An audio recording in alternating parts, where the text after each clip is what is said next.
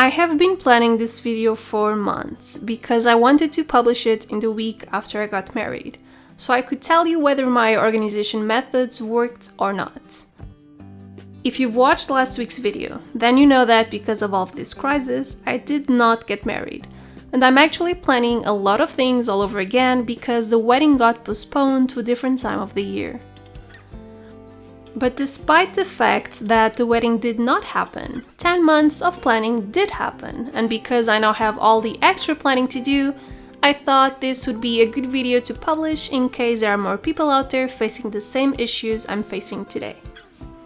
So pre-planning is what you do when you're still trying to figure out what you want your wedding to look like. You only have to make one big final decision during this initial phase, which is defining your budget.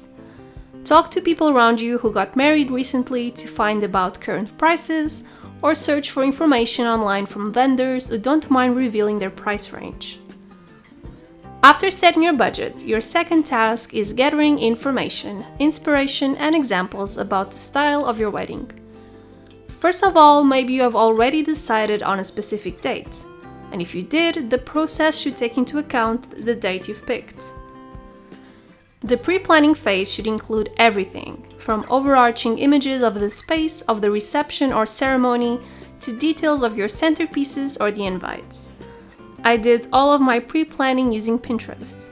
I basically created one big album and then smaller sections dedicated to different parts of the event. Sometimes the information I gathered was completely contradictory. I really wasn't looking for any specific color scheme, flower arrangements, or dresses. I just saved all the images that I liked in organized albums. After you feel like you can't save any more images in your wedding collection, it's time to filter. You'll start feeling naturally inclined towards something now, a certain style or vibe or a color scheme. This process can take hours, days, or even weeks, so don't try to force yourself to pick the general look of your wedding 2 hours after you get engaged. Just gather the information and then let your brain passively do its magic. Review your albums from time to time and picture yourself in those situations. There will come a day when you know the type of wedding you want. That means it's time to delete all of those Pinterest pictures that have nothing to do with what you've imagined. So you're probably going to discard the ice statues if you're picturing a wedding at the beach. You'll end up with a curated library of inspiration pictures that you can now use for reference, and this is going to be crucial when you start contacting vendors. Also, if you still haven't picked a specific date, this is the time to do so, based on logistics or simply the kind of weather you would enjoy on your big day. Now that you've found your major wedding style, it's time to start gathering contacts for vendors. Your wedding can be as simple or as complex as it gets, but you'll probably need a place for the ceremony, a place for the reception, a wedding dress, music, photography and/or videography services, a catering service, a cake, flowers or other decorations, and of course you can also get a bridal car, customized stationery, a wedding planner, and so on. Unless you have already figured out the exact photographer or band for your wedding, do the same thing you've done for your wedding inspiration. Start gathering contacts, prices, and examples of the service provided by your vendors. You can use websites like The Knot, Wedding Wire, ZenQ, or any other equivalent in your country. Shortlist that main brain dump according to your budget or the type of services provided until you have no more than 5 options for each category. And now this is the time when you get out of the pre-planning stage and enter the planning stage. The fun part about this one is that you can actually start writing things down. I recommend a Moleskine wedding planner or a powerful planning tool like Notion, and I actually use both. During the planning stage, you should start consolidating your findings. Write down in clear words what you want your wedding to be about. The date, the colors, any fixed ideas for location, flowers, or music. Write details about the vendors you've shortlisted and start creating pros and cons for each one. After your pros and cons list for vendors are written down, start calling or sending emails and ask for availability, prices, payment conditions, and any other terms they would like to discuss. Also, feel free to request pictures or testimonies of people who've used their services before, as well as a Skype or in-person meeting prior to signing a contract, in case they're comfortable with that.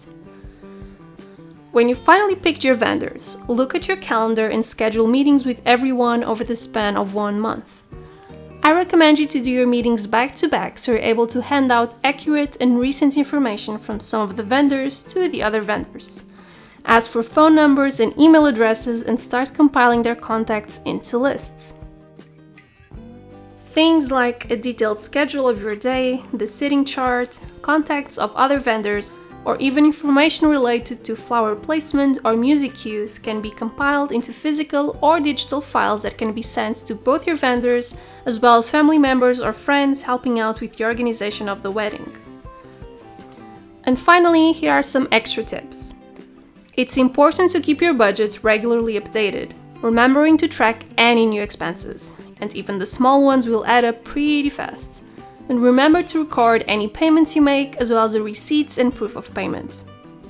Filtering emails during the planning process is easier if you create a specific label for wedding-related emails and just create a folder in your inbox that can keep these messages neatly organized. You can also create a dedicated email address for this purpose.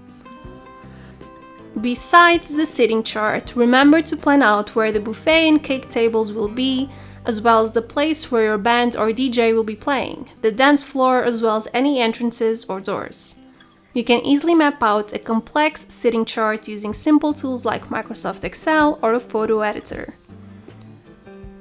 Don't forget to plan out for the worst possible weather, because even in summer it may rain, so making sure that there's a space indoors or a tent that is able to hold your entire wedding party is important. Same thing applies to budgeting in advance for heaters or buying umbrellas for your guests. If you're not into wedding favors, you can make a donation in the name of all of your guests to a local charity or other association you support. Also, don't forget to download templates of wedding task lists that actually organize everything you have to do by week and month until your big day arrives. You can then print them and stick them in your planner so you can keep track of everything.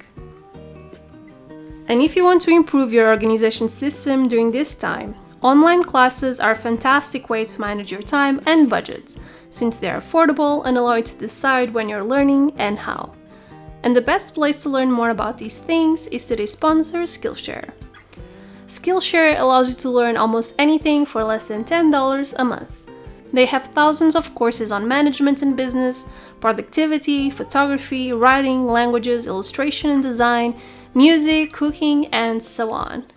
And if you want to start illustrating your own wedding invitations, you can take this illustrated lettering class that will teach you how to draw intricate flower patterns. And even if you're not willing to start paying $10 a month for classes, that's not a problem, because the first 500 people using my promo code will have 2 months of classes for free, no strings attached. Using the promo code link in the description box also tells Skillshare that you came from my channel, which is always nice if you enjoy my content and want to keep supporting our study corner. I hope you enjoyed today's video, stay safe, and I'll see you next week. Bye guys!